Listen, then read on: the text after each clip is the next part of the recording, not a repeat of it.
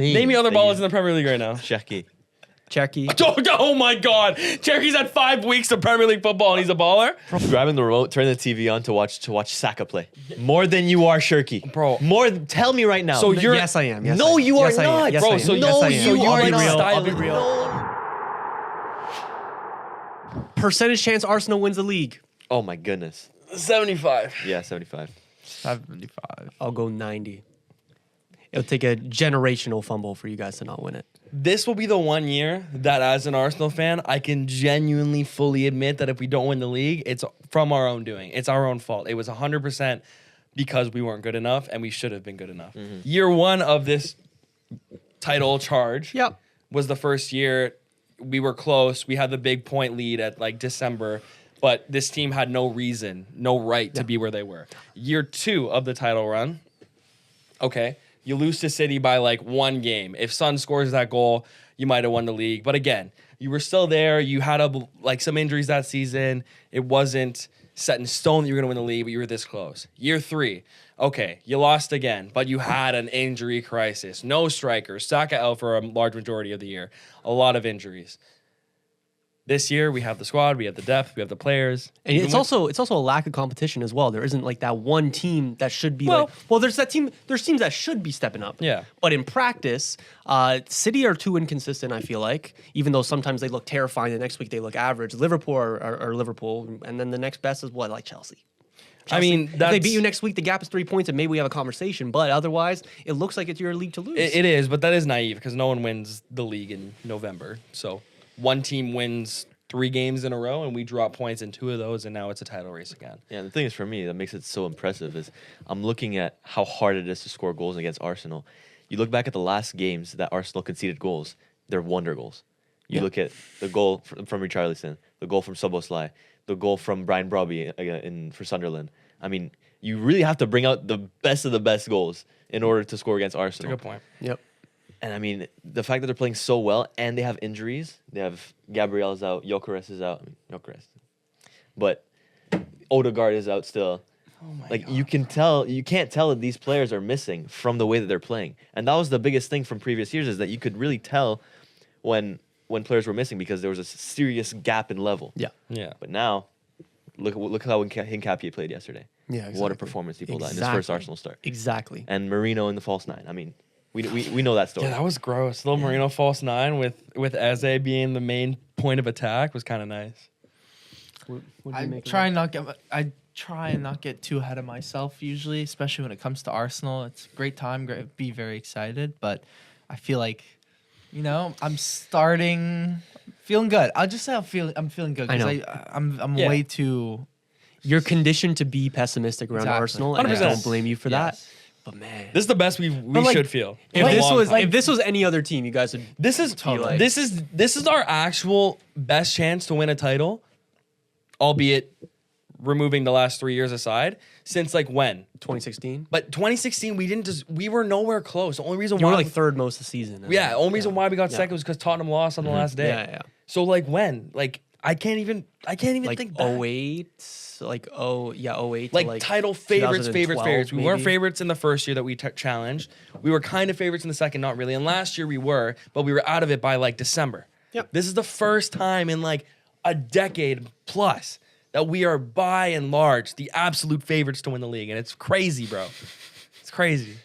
No, it's And we have a good It's a good TIFO feeling. game now too. I'm excited for you, Blake. No, you're not, I bro. know you two are going to be a little bit insufferable if Arsenal do it. Yes, but I will. I will I know make you you will. all I know. get on your knees I and know. and bow down to me, And Miles. Well, not Miles won't do that, but I will. Because the amount of shit I've taken from That both won't of you. From both of you. I want to be called English champion.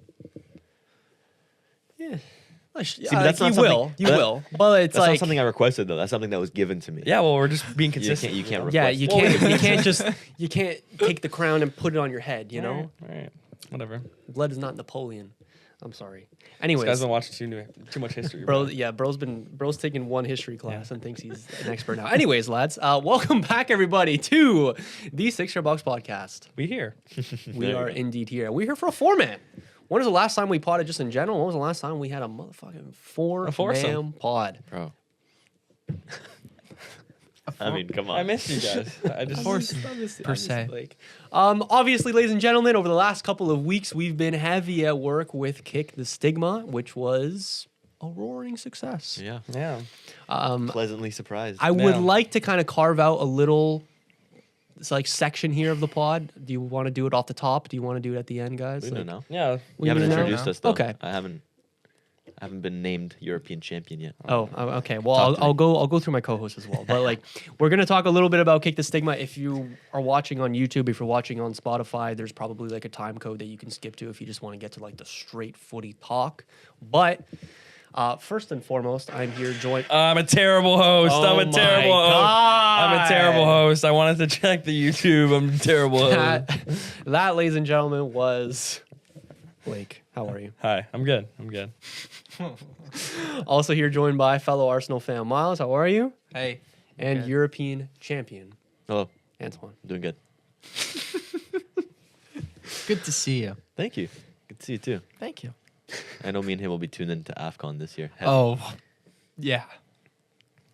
We were, if you didn't know, well, you didn't know, but we were talking. We had gone to a deep AFCON conversation for about 15 minutes before we started recording, and we're very excited. For sure. Some are very excited. Some of Some the panel. aren't. Some half of the aren't. panel. Someone. Yeah. Yeah. Anyways. Kick the Stigma. I had such a good time. Oh I my just God. want to like speak for a couple of minutes about it. I know it's already been like over a week since the event kind of ended. Like things have kind of been like slowing down lately. Like this was first and foremost a school project Yeah. for a lot of us. So now groups are like finishing up their stuff now and they're all stressed and they're in the kind of place that we were in like a month ago, 6 weeks ago. And it's like now we can like kind of chill Yeah. a little bit. Like I don't know about you guys, but it feels like the biggest weight came off my shoulders last Sunday. For sure. For sure. I mean, the preparation that went into it. Crazy. Oh my God. Insane. And you can speak about the preparation because you, out of all people, probably Yeah, did you the most deserve amount of work, you but- deserve Unbelievable. most of the credit, dude. Like, But you did. man, I mean, to pull off what we pulled off, and it's not something generational, right? But for our size, I think this is pretty fucking yeah, notable. and just the cause that we got to go towards, and with the people we got to do it with, I think that was the greatest combination of everything. Fuck yeah. Like this was, well, I mean, it was a school project, which is what made it possible in the first place. We were Yeah. able to get equipment Financially through school. possible, Yes, yeah. financially possible. School was covering insurance and all that complicated stuff. So we've gotten a lot of requests like, hey, when we got to run it back. When's the game next year? Oh, really? Hey, someone wants to sponsor it, sure. Like, Yeah, if someone wants to sponsor it, if someone wants to help us out with it, then yeah, go right ahead. But yeah, it's going to take a lot of growth on the 6 Yard Box podcast to pull something off like that again. But hey, Never say never. never say say never. never. You Don't never forget know. to like and subscribe. Yeah, you Yeah, never know what's on gonna multiple happen. accounts. Yes, of course. Yeah, like you said, like it was just an insane amount of work. Like I think a lot of it for me was like kind of dipping into like kind of like making pitch decks and reaching out to sponsors and coordinating with players. And it's like not the type of creative work that like really fulfills me. But then once we hit like, like 2-3 weeks ago, like kind of got in my stride with like the graphics, preparing commentary with you, Blake. Like we had the rosters pretty much set. Then like the fun started. And then they kind of like built up to last Saturday where we recorded. Everything went smoothly, besides a few minor hiccups in the broadcast. But then we came back here. We stayed up all night. Yes, sir. Clipping up everything. Antoine, you're a goat for that.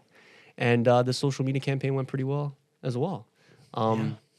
Yeah. Got a viral clip out of it too. Just never complain about that. yeah, Bro, fair. which is not a reel, which is like Yeah. rare for us as well. Obviously, like Smiles was collaborating on it sure. with us, which is pretty much why it did well. Shout out But Smiles, bro. Hey, bro. Whatever works, man. Whatever works. I want to hear about like kind of the whole project from your guys' perspective, like kind of what you enjoyed about it, maybe what you didn't, or I think the biggest thing was seeing it in person. Like it was an idea in our heads for the longest time. Like, we always wanted to do this, but we were never really able to. or from like first year. From first year, even when we Yeah. first started this, like imagine one day we throw on a charity game. Like it'd be sick, right? Yeah. It was always kind of this fantasy in our heads, but we never really could truly imagine it happening until last Saturday. Like Yeah. I was really shocked at how well it went. And Yeah. all the personalities that were there. I mean, I didn't realize how many people Yeah. were like going to this. Yeah. I mean, there and was- then like I see everybody there, I'm like, holy Yeah. Like, I we think a just- couple of times we like looked at each other. We're like, we're fucking doing this. Yeah, well, it made you feel like kind of big time, bro. Like it just legitimized what we're doing.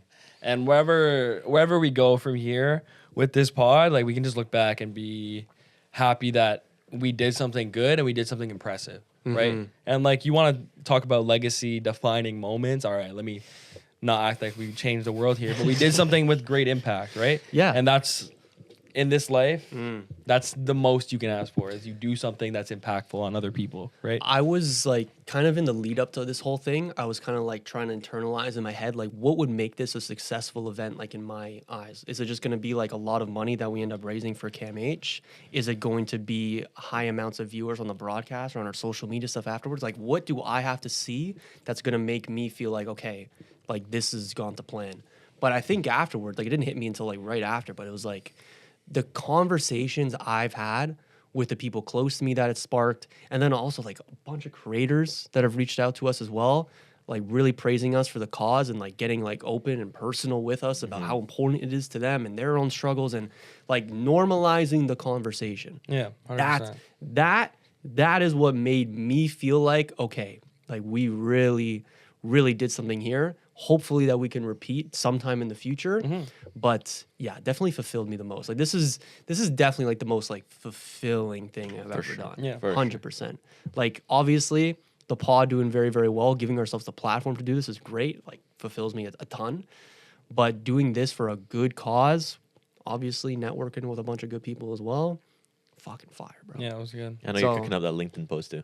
Oh, yeah, I gotta cook up that LinkedIn post today. I gotta out, LinkedIn bro. glaze a little bit. Yeah. Been in like every job I apply to now, I'm gonna be like, produce kick the stigma for did this, raise. Oh, that's this good, much actually. money. Did Did we get another dono? Yeah, we did it last night, I think. So we're at 2875 now. Beautiful. Another $100 we got. Yeah. Wow. Okay, Yeah. big up. Big up. 115% of our goal. Thank you all for donating. Yeah, thank That's you. fucking fire, Insane. bro. Yeah. Tomorrow we are going to tour the CamH campus, or like Yeah. kind of like just go like talk to them. Yeah. Yeah, I'm excited for it. It'll be fun. Yeah. Yeah. That'd be good. I've been moving with a little more pep in my step ever since Kick the Stigma. I'm not gonna lie. I'm guys. glad. You deserve it, Julian. Yeah. Have We you all guys not been relating to that? No, for sure. No, I have. Okay. There's definitely a weight off of. I think we all have played like very different roles too. Like I think you were doing like what your work was very stressful because it was like the players didn't come out, then it was cooked, or like you didn't have the jerseys, then we're cooked, right? Like I did a bunch of other stuff. You did a bunch of other stuff. You did a bunch of other stuff. So it's like I think we all had differences in how we got there. Yeah. But yeah, like when it's all said and done, No, you just feel a all lot your work better. was still very, very, very important. Yeah. Like you basically did all the preparation for a commentary, and you fucking killed it. By the way, Thank you. you got the venue for us, Miles, Oh yeah. and that was That's underrated we work. needed That was talk about the event falling apart. It almost did in like the first like 2 weeks of us Yeah, trying to facts. organize this. Our original venue can't do it. We can't find anywhere else. Eventually, we find this place, and then you handle all the coordination. And it from worked. there. That place was good. Yeah, the place was very good, very Shout out. accommodating as well. And yeah, and then Antoine, like you want to talk about like what differentiates us from just like a normal broadcast that's doing it for school, then like, bro, the social media shit, you were killing it. You were killing it. Anyways, Teamwork. it was teamwork. And then obviously a shout out to Matt and a shout out to Amy as well. course. I mean, Yeah. The goats. absolute Better soon, fucking Matt. killers, Goats, bro. Yeah, can't assume Matt, bro, towards MCL today. But hey. Okay, let's get into the actual football. Let's talk now. footy. Do we want to begin with the Premier League title race? Do we want to start with Vinicius Jr. being unsettled at Real Madrid? Let's start There's a with- lot of places to go to in football today. Let's start with the Let's start Premier with League. Serie A. Oh, sorry. Like careful here. I know. I just kicked the camera. I'm sorry. What did you say? Let's start with the Prem. Okay, let's start with the Prem. Of course. Let's start with Liverpool losing 3-0 to Nottingham Forest at home. Let's talk about Liverpool fans. Some calling for Arne Slot out. Is that reasonable? Yo, this is crazy turnaround, boys. Is it? It's crazy. Like, what are we even supposed to think about this Liverpool team, bro? It's This is- it is really hard to analyze them It's because crazy. what do you do with the manager? I don't know. He just won a Premier League title don't in his suck. first season, generational season. Almost no competition in that Premier League season, I want to say. Mm-hmm. Kind of like this season with Arsenal. Liverpool last year weren't really faced. 6 points, guys. Relax. I know, but I'm saying like in terms of competition, last season we weren't really enthralled with the level of the Premier League. So he won the Premier League in this first season, and now it almost is the complete opposite. His team is playing awful. He's not figuring it out. So what do? Do you trust the guy that's won you a Premier League and has proven that he can win Premier Leagues with your club in his first effing season? Or do you turn to these bad results? He's had 3 chances to fix them in 3 international breaks. He hasn't done it. And do you sack him? I see a reality in which he's sacked if they don't get a result in this Champions League fixture that midweek. Well, what do you think Liverpool's like play style is under Arne Slot? Because I can't really pinpoint. I can't pinpoint it either. And I think my main gripe with Liverpool before the start of the season was that they were making too many changes too quickly. They let go of obviously some key players, a lot of that out of their control, of course. Their most key player is getting a little bit up there in age. You can't rely on him to kind of produce moments of brilliance forever. And then you're just bringing in a bunch of key pieces that kind of have like one from the Bundesliga, one kind of situated to the Premier League in his own play style. It's like I'm just seeing like a lot of good players together, and it's almost like that Galactico syndrome where they're all so rooted in their way of playing, and it's almost like impossible to kind of impose a tactical system that works in a competitive Premier League season. And that's what's happening here. Yeah, I mean, just like you look at, well, I mean, you make a good point. I do think that's like a reoccurring issue that Liverpool have had, but also like two of the players that started for them were new signings that they brought in this summer. So it's like there's also some questions to be had about the team that won the league beforehand. That's like fair. they only started Isak and Kirkez, and obviously both were shite. Yeah, regression's a thing too. Like Van Dijk and Konate are just not the same two center backs that they were. They look off of it. Yeah. Like I get the memes about Van Dijk twerk defending, but genuinely, he looks off of it. Konate's had a mare of a season throughout the entire run. Konate is more striking for me. Yeah. I mean, from what we've seen last season from him, everyone was calling him the second best defender in the Premier League. Yeah. What a partnership, him and Van Dijk. He was at a great level last season, and the way that he started the season, I can't give you one good moment from Konate this season. I don't understand how you spend 500 million in the transfer window and not address your biggest issue. Which was?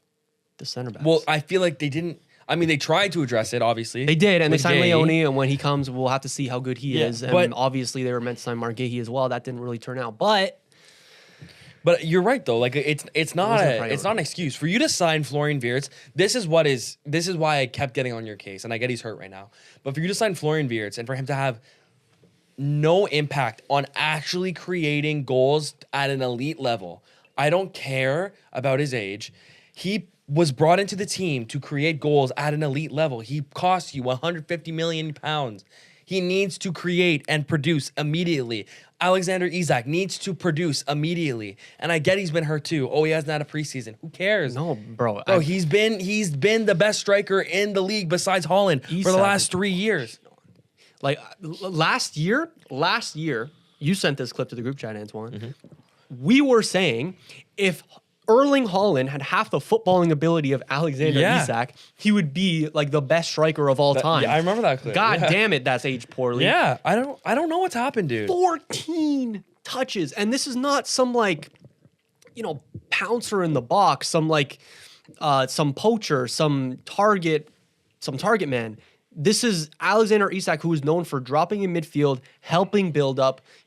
And he has Salah and Gakpo either side. Like this should be a system that he is operating in so neatly, and it's just not working out for him. It's just like it would be one thing if he is like dropping back and like the touch isn't really there. Like he just seems a little bit off of it. He's a little bit rusty. Like his final touch isn't really there. No final product, but he just looks invisible. Yeah. Looks invisible. Yeah. As Alexander Isak, known for his on-the-ball skills, getting involved, his abilities just beyond finishing, that's the last kind of striker that you would expect to just go missing when you need him the most. Yeah, I don't understand it. They've had one positive signing this year, and it's Ekatike, and that's it. And even then, his last few games haven't been great. No. I mean, I can literally only name you 2 players that can be proud in quotations of what they've done so far this season, and it's Gakpo and it's Szoboszlai. Yeah, I agree. I think Gravenberch has been okay. Too. Gravenberch has been okay too. Yeah. But I mean, But yeah, that's not good. It's fantastically funny. I love it. It's great. Like they've become my most hated team, and now watching them fall is fantastic. But I mean, from a footballing standpoint, there's so many things wrong, and the questions don't seem to have easy answers. so what do you think? Should Arne Slot get fired? I don't think that'll solve their problems though. I think they could bring in like an Iraola. I don't think it solved anything. Yeah. I don't think Liverpool are the type to make the mid-season sacking. I think they should at least keep them on till like the end of the season, because I don't see any manager coming in and just saving this. But I mean, it's tough to justify. Like, you spend this much in the transfer window, and like I said, There's no excuse. Bro. there's so little excuse. Like, there's no question that this cannot go on, that he does deserve the sack if this continues whatsoever. But it's just, does rocking the boat even more at this point in the season, like, what does that benefit you? Like, I think that's the question now. And also, who comes in? That's fair. You know? But, like, hey, could Arne Slot be on fraud watch? Potentially. I think he is. Potentially. Comes in last season. It's basically Jurgen Klopp's team. Barely any signings are made. You're employing, like, not the exact same style of play, but the players are rejuvenized. They don't really have to mesh together because they already are. And it's a very easy team to coach, if that makes sense. It's a well-oiled machine. It's a well-oiled machine.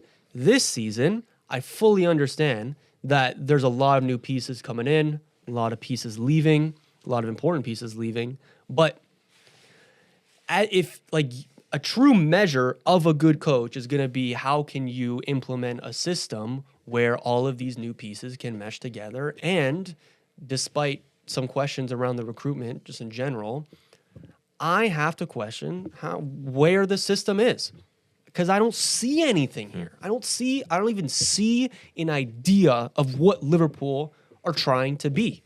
I don't. They're not playing at all like they did last year. And they're not even trying to play more like possession-based, complete style of foot. No, like, they're not doing anything. Like, one game it's direct, the next, like, they're trying to keep possession, the next they're trying to, like, up the tempo, the next is, like, super calm. It's like, I do not understand week to week what Arne Slot is trying to do with this team. And it makes me even question what I was seeing last year. Revisionist history, I know, but that's my opinion. Like, what do you mean, revisionist history? About what? About Arne Slot last year. Like, what did he do? Well, a bit of, like, an overrated job last year? Was it me, probably, that said that this was, like, the worst Premier League champions ever? I feel like Chelsea came 10th, Leicester came 15th, but... What? Oh, like the year after, you mean? Yeah. I'm just saying. The thing is, Chelsea and Leicester, they didn't spend as much as They Liverpool didn't, spent. yeah. Oh, yeah. And I mean, you want to talk about some of the worst title defenses. It's bad. If this keeps going, it'll be up there for sure. Oh, imagine they finish bottom half. I'd be so happy. Like, it couldn't happen to a Especially more Forest. annoying fan base, dude. It's also a testament to how competitive the Premier League has become. Bro, this league is so good, dude. It's so fun. It is. So It is. fun. I want to... Forest have had 3 managers this season.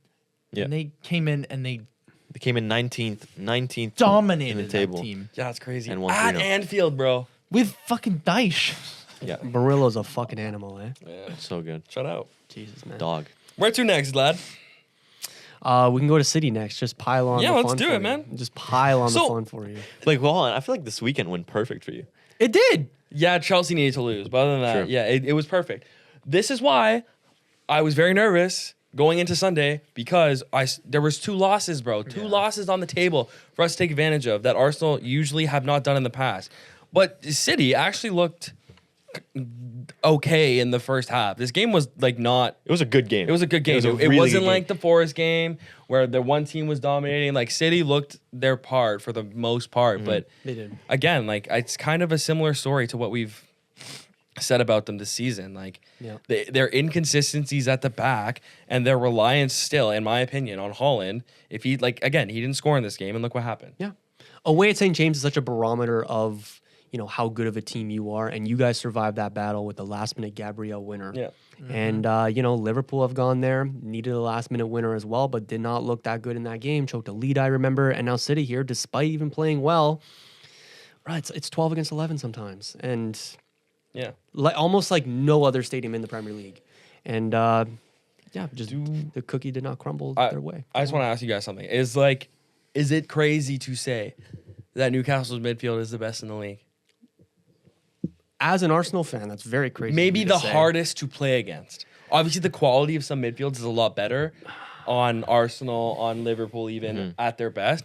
But this Tonali, Guimaraes, and Joe Linton, man, like It's good. It's definitely. it's so I feel annoying like to it goes play it against. goes very underrated, but there's a lot of discrepancies in the level that they operate at away from home That's fair. compared to when That's they're home. fair. I just feel at home though, at St. James Park, Yeah, when it's the a crowd's fortress. behind them, bro, and they're just like attack dogs on your ass. My goodness, it's so frustrating to watch. The whole team, like Jacob Murphy, turns into the best winger in the world. Just put it in the net. And Harvey Barnes, I mean, you want to talk about Yeah, You wanna talk about exactly. moments. Harvey Barnes. Harvey Barnes. Yeah. At the double. I mean, he'll probably never score a brace again in his career. Come on, brother. Harvey Barnes has regularly been a guy that you can count on to Yeah. save you. he's a good I was a player. Harvey Barnes. I think Leicester guy, Eddie that's all Howe I'm had an interview after the game. He said every time I put Harvey Barnes on the starting 11, in the starting 11, I know that he can produce moments like that, and he did. Yeah. And he did. Fair enough. Well, Fair they enough. didn't have they didn't have Anthony Gordon didn't play, and they didn't have Dan Burn Dan either. Ban. Oh man, I will say though, Malik Chow, very sneakily a fantastic signing. Yeah, absolutely. Yeah. Like He's been very good. All I've season. heard almost nothing about him from the mainstream And- media. and we but were- he's been Has he gone? No news is good news. Has he to even be gotten that honest. much game time though? He's kind of been integrated more in the past couple of Because weeks. of he's played 15 games. Yeah. No, Dan Burn is more their left back than their center back. Yeah. Fair. And I remember in the summer we were talking about his price tag being out of this world, and Milan scamming Newcastle for the. I think it was, How much was I think it? it was 40 million. 40 million is not even that bad. No, but It's a still, lot of money. It's a lot of money Yeah. for a center back that wasn't really firing off all cylinders in Milan. Like he was- Voltamato was the one that's crazy for sure. for Yeah. his price. Yeah. This game though, I thought it was mostly missed opportunities that City could have Yeah. capitalized on and didn't. Honestly, for both sides. For both sides, yeah. Especially I in was the talking first about half. how it was a good game in the first half. It could end. It could have been like 3-2 in the first half. 3-2, 2-2 in the first half. Yeah. I remember Harvey Barnes. Speaking of, he missed a crazy chance. Oh, the open net. crazy that was chance in the crazy. first half. Holland in the first couple minutes misses They left or shot something it like right that. at him. Yeah. No, that's a little bit later. But in the Oh, sorry, in so the sorry. first few minutes of the game, I think he misses wide, and then he shoots right at the keeper. Pullback, on a- shoots it on a right at pullback, Nick Pope, yeah. I remember Foden as well in the second half from a pass back from Cherki. He can pick out the corner very easily and doesn't do that. Voltamato That- had a lot of chances. as Voltamato well. had a couple chances as well. This was the game of missed opportunities, Mm. and City were crucified more because of that. Because at the end of the day, Harvey Barnes did Harvey Barnes things. They were talking on the broadcast. I forget who's the one color guy. I forget his name. He's the color guy that's like most famous. Color commentator. and it's Yeah. just- Yeah. because the way that you worded that doesn't- Um, No, I saw Julian's face. He was like, Whatever his name is. They were Eddie talking, Townsend? Yeah. Eddie Townsend, I think. They were talking about Nico Gonzalez, and he was like, Nico Gonzalez has been like good and has been filling the shoes of Yeah. No. of Rodri or whoever pretty well. which is true. What is your valuation on that? I know this game wasn't on Nico him. Gonzalez? Yeah. No, I think He's been it's good, it's a right? fair analysis. He's been very good, and I was Yeah. talking about Nico Gonzalez in a few episodes already. I think he's a guy that almost made Rodri's absence a little bit forgettable. Not to the extent that he's not playing to the extent that Rodri plays at, because when Yeah. Rodri plays, he's very good, and we know what level Rodri can play at. But he's almost made me forget that Rodri's been out for a little bit. Yeah. Because the way that he can, soak up pressure, and the one thing that I find very impressive is that he breaks the lines very well in his passes, and that's not something I thought he had in his game. That's not something that I seen from him when they first signed him last year in January. I thought it was highly disappointing what he was showing us last year when he first signed. Fair. But he's kind of turned it around, and I'm not complaining. W. Yeah. Cherki, I was a little disappointed in, I will say. I think City are definitely like, what's the word? Like, they're not getting the production they need from their wingers. Think of the City teams in the past. Bernardo Silva on the wing and Mahrez on the wing, or Foden playing on the wing. They're not getting those goals and assists from the wing. And they've relied on that a I'm not lot. gonna lie, dude. I don't know about that take. I don't know about that take either. I don't know about that A take. week ago, we were talking about Doku as one of the Doku best and Savinho. wingers. Doku and of the- Savinho, we were just glazing Savinho, last episode. Savinho, we weren't really Savinho production? What production? Fucking dance moves on the right wing? No, he's right. Okay. He's right. But Doku, yeah, and Cherki. I'm sorry. Saba take away his Inyo. Holy fuck. Savinho production. Sorry, that's You're absolutely right. Savinho, no, let's not talk But about Savinho. I meant Cherki. I think City have always relied on their wingers to produce for them goals and assists. Is that not true? Mahrez, Bernardo Silva on the wing. Like, I feel like that's been a product of what they've done for so many years. They've relied on that more heavily in the past than they do now, I want to say. But Doku last week we were talking about as one of the Doku, most yes. explosive, best wingers that can turn a game on its head whenever he wants. Doku, yes. I cannot deny that. And I also like Cherki in the right kind of half space midfield kind of right wing role. And I think he's been fine. That's just me. When you have Savinho and Oscar Bob coming off your bench, you guys might like Oscar Bob. It doesn't give you the same fear that it did when they were the Centurions, which obviously this team isn't the Centurions. Yeah, I think the main thing, if City has a good performance, they need a good Phil Foden. And they didn't have a good Phil Foden against Newcastle. That's very fair. When Foden plays at the level that he usually plays at and the level that we know that he can play at, he is probably one of the best attacking midfielders, if not the best attacking midfielder in the Premier League. Yeah. Yeah. It's the Foden that's better than Saka. It's the Foden that's better than Palmer. It's the Foden that we know and love from a few years ago. When he plays at that level, City are always successful. But against Newcastle, he wasn't playing at that level. And lately, it's been too inconsistent. So fair. There you go. Do we want to move on to Arsenal now?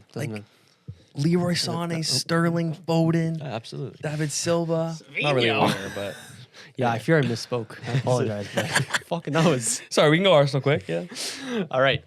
Let's go to the NLD. Let it all work out. So feelings when Eze put the hat trick. Feelings when Eze put the hat trick in, knowing Miles had him. Oh, I just hate FPL, man. It actually ruined my entire day. No, I'm kidding. But wow, Get me mad. like what more can you say? Everyone was saying that it was written in the stars for Eze to score. I'm very much less optimistic about things happening the way they should. But Eze's storyline as a whole has been just as you would want to write it. Hasn't hit the ground running, but played Crystal Palace, scored against them. Played against the team that he was supposed to go to and scored a hat trick. He said he prayed for it beforehand. You want to talk about a performance that can be legacy defining, especially if they go on and win the league? Come on, the first North London derby hat trick in 50 years. Yeah. Ridiculous stuff. Insane. How embarrassing for Spurs. Eh? You know, I saw them play last season, and you know, I remember going in. I used to go into these games being like, "Holy shit, I'm really nervous." Yeah. You know, last season they came in with, I think they scored.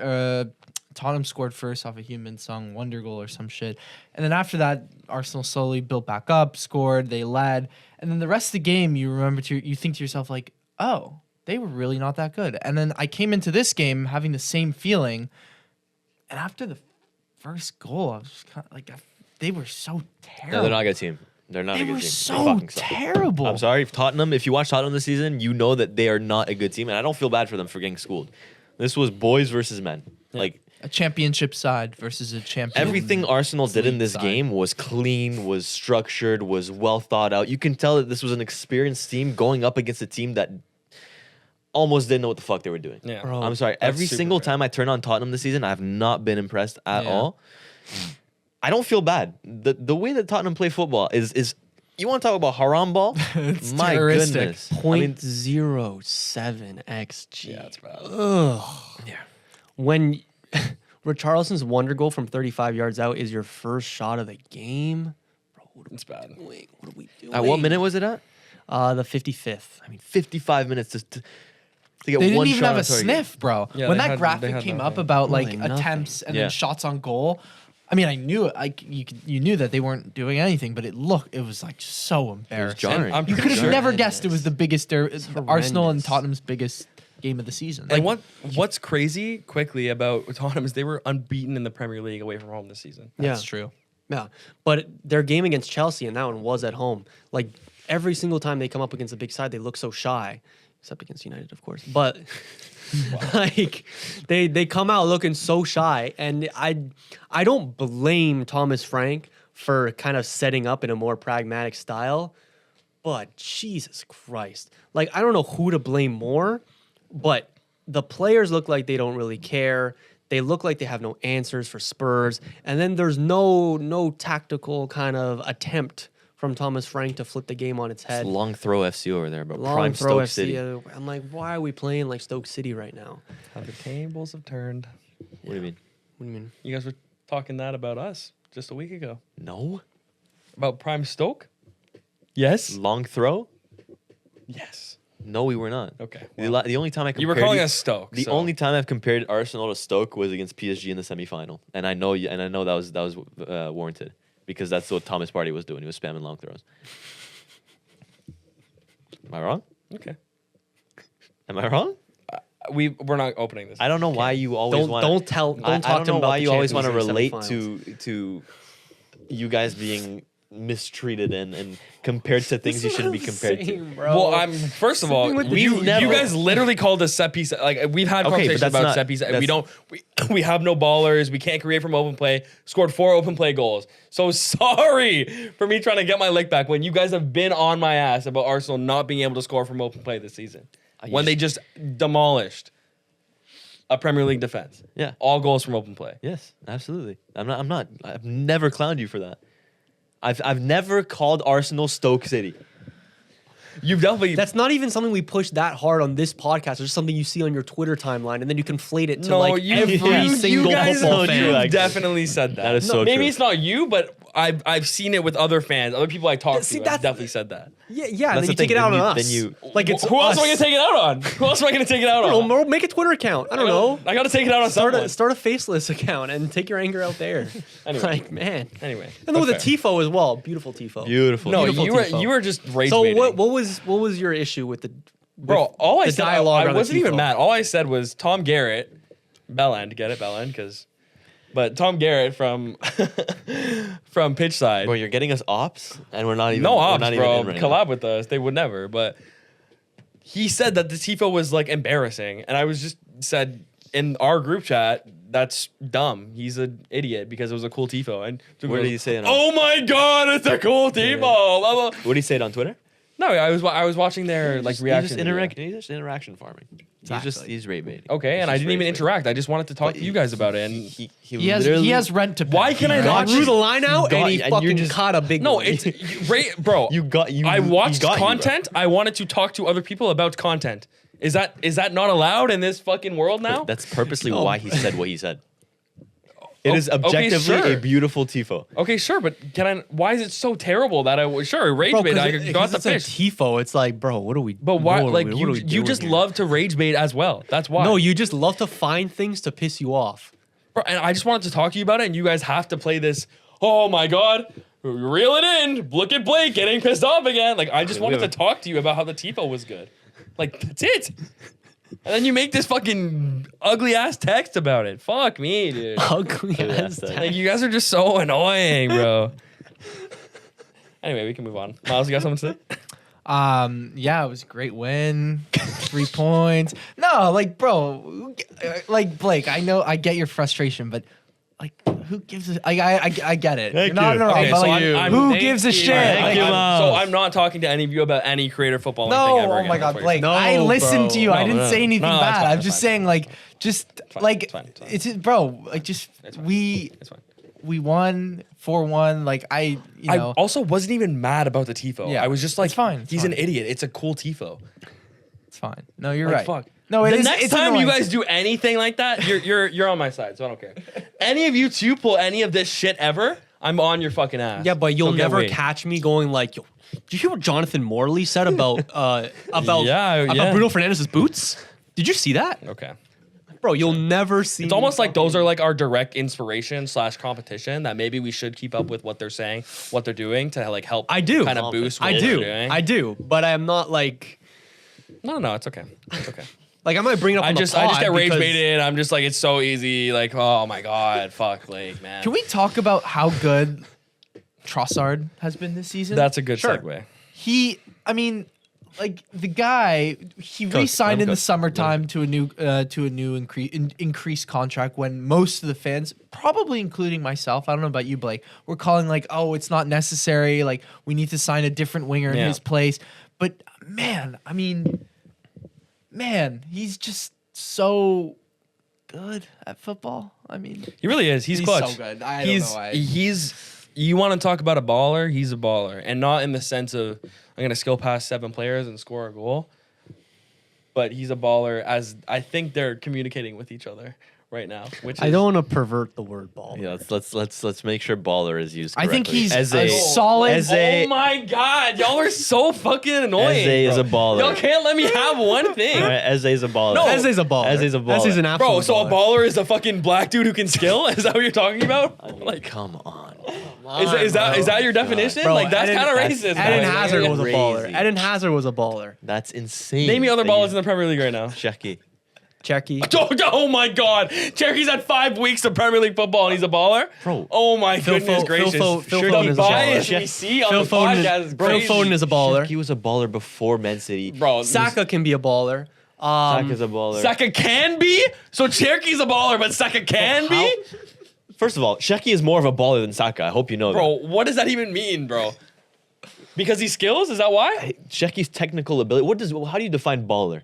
Well, I want to know how you guys define baller. If you think Trossard is a baller, then I don't think you have. Bro, I was gonna Like say how I define baller is their ability to just grab a game by the scruff of the neck and just And create flip a it on moment its by head. themselves. Yeah, So oh. by that definition, I'm actually not sure if Cherki is in the baller category. I think quite yet. absolutely he is. But for City, I need to see Absolutely he a is. little. I can give you little bit numerous more. examples of when he turned games in Lyon. I can give you numerous examples Bro, against Spain. I can For turn City, games for in City, fucking Leon, for bro. City. against For Spain, City, against for Spain in City. the They They Nations have For League. tractors in the City. back of their For stadium, City. Antoine, bro. No, they For don't, City. bro. Bro, No, they do have not. excavators. We've seen You're not it. even talking in the mic, bro.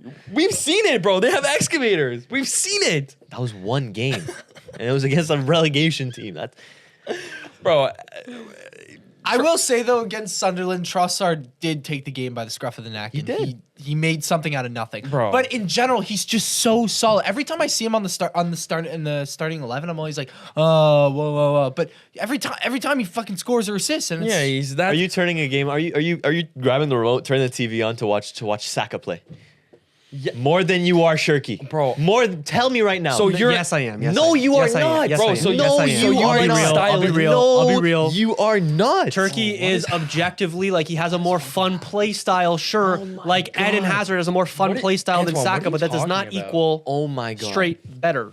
You know what I mean? I'm saying I'd rather turn on the TV to watch Ryan Cherki play than Would I I would rather watch a Cherki comp than a Saka comp? I'm asking you, would They you both be rather turn very on the enjoyable. TV? They'd both be very I'm enjoyable. asking you a question. Would you rather turn on the TV to watch Saka play this season or watch He Cherki gave play you an answer, I gave you an answer. That's crazy. This guy's also Especially this this guy's season. French, by the way. Just Especially this remind you. season, bro. by the way. That's Antoine, I have crazy. no idea what you're talking That's about, crazy. bro. Like you're. I wanted to talk about Trossard.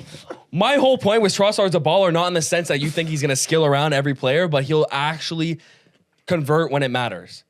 Totally. GA when it matters, he will do that. He's done it against Bayern. He's done it. He did it against Porto. Or sorry, not Porto. Against was it Porto? Porto in the Champions League last year. yeah. I'm Porto? sure he did. One of the Well, that was a Porto- couple of years ago. But Yeah, sorry, 2 years ago, and he's done it. He's done it today. He did it against Sunderland. Like, And he's been injured once in the last 2 years. Yeah. He's missed one game in the last 2 years. He brings a great attitude, and he's good at assists, and he's good at scoring goals. I think he's a decent role player for you guys, and he's great Yeah. when called upon. Yeah. agreed. You know? agreed. I just wanted, because I don't think he's spoken about enough, and how it's, agreed. you know. He's a baller. He's a So, baller. goal and assist in North London Derby. I baller. mean, So name me. Okay, so No, the thing is it's bothering me that you Like- actually would rather watch Saka than Cherki. Like, what are you talking about, Antoine? Oh my God! okay, Did you bro, see? can we save Did this you watch conversation? Saka Can we against? save this conversation, Especially please? this season. Bro, Bro. did you watch Saka against like playing for England? Clearly not. He balled out again. you But you don't- don't watch that for someone who loves to talk about international Because you watch Cherki. Like, okay, I'll say this. Okay, Because you watch Cherki? bro. like Madueke is much more of a baller than Leandro Trossard. Like, do you get what I'm saying? Because Oh. it's play style as much as it is just raw. But that's like production. Then okay, so then who's Rodri? Who is a Ballon d'Or winner? Rodri? You're not gonna call him a baller? Who the fuck is like Sergio Busquets? Like, you know what I mean? You're just gonna call someone a baller because they can dribble well? That's your only definition for a baller? No. Well, that's what you guys are telling me. If you said No, Madueke is it's more of not- a it's baller not than dribbling, Trossard it's because he more dribbles so, more. It's not dribbling. It's more so technical ability. I'd classify Rodri as somewhat It's of almost a baller. like a Same with Busquets. superstar in like NBA talk. So Where it's you think Cherki has more technical ability than Saka? Yes. purely technical? Yes. So That's describe not, that doesn't mean he's technical better. ability. Though. What does that mean? Doesn't mean he's better. The way that Cherki can move the ball and manipulate the ball is better than what Saka is the way That's Saka just can do it. false. It's objectively true, Blake. just it is. But it doesn't mean he's a better player. objective. But it doesn't mean he's a maneuver- better player. Like maneuver the ball how? You mean he does it more aesthetically pleasing? He does it in a more efficient manner. That's so wrong. That's just so wrong. We have gone off the rails here. That's just so wrong. Saka gets double teamed every time he gets the ball and still manages to saying hold Saka's off his doing it man and poorly. get past his man. Like I don't understand this debate really. I don't get it. It's just objectively true. Like you don't watch Cherki. I don't know why you're You trying to. don't watch Saka Yes, enough, I clearly. do. I've watched Cherki this season. I watched Cherki this season. That's all I need to know. Bro. You watch Cherki this season. How many City games have you turned on and watched Cherki? Cherki's been injured for 3 months. You're telling me you've watched Cherki. I watched him. You've watched I him watched against him Wolves in the yesterday. first game. You watched him yesterday. That's about it. Bro, and why are you again? We can talk about his short spurt. You just admitted it. His short spurt that he's had in the Premier League so far, and we're just already admitting he's a baller over Saka. Yes, he was a baller before he came to the Premier League, All right, bro. lad. All right, lad. Oh my god. You're right though. Like Arsenal has no ballers in their team. Time won't lie. Arsenal do have ballers in their team. They do. Antoine sure didn't think so, especially at the beginning Not of the before he season. signed Eze. So how many ballers do we have? Right? How many ballers do we have Rice? in their team? You don't think Rice is a baller? No, I do. I told you this was literally. We had this conversation. Okay, last so year. tell me again. It was Saka and it was Rice, Okay. and now you have Eze Saliba? and Saliba Well, As a baller? as a center back can be baller. Sure, Saliba sure, has the sure, baller play style. And Gabriel's not a baller. No, I think he's more. Right, so you like aesthetically Aggressive. pleasing. So you See, like I think- aesthetically. I don't know how- So my point is right. You like aesthetically pleasing player I on think- the I eye. think anybody likes aesthetically pleasing. No, but that's what your definition of a baller is, and that's okay. But that Does doesn't. Saliba not have good technical ability for center back? Yeah, but that shouldn't. So doesn't it's- equate to their quality as a player. It's supposed to be like a superstar, like not like someone that could just like Salah can be a baller for Liverpool, even though he's not as aesthetically pleasing as like a Ryan Cherki. But like he was a fucking baller last year. He was. Yeah. He was. Okay. Yeah, I'm not denying that. I could say like I define ballers as like kind of like superstars in basketball. Someone that just takes over a game, fucking puts up 40, fucking wins you, puts your team on your back and just absolutely carries. And like there were very few Arsenal players, despite like the amazing system you guys had, like when the going got tough, when you needed a man to step up and score a goal, you had few players to kind of put that burden on last year.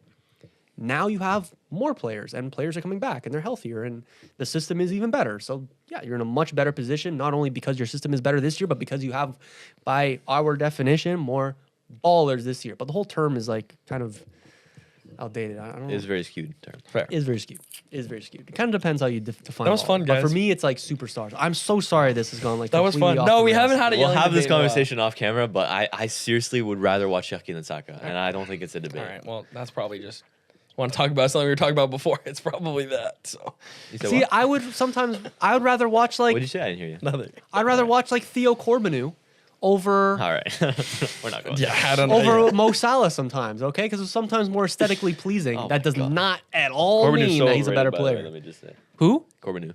Yeah, he is. Yeah, he's garbage. he is. I, But every he's time I aesthetically watch pleasing. him, he's marketed as the best TFC player, right? Or like Yeah, probably, but there's not Slim much pickings, there. slim oh my pickings. god, He's it's bad. hard, it's hard, I know it's he's hard.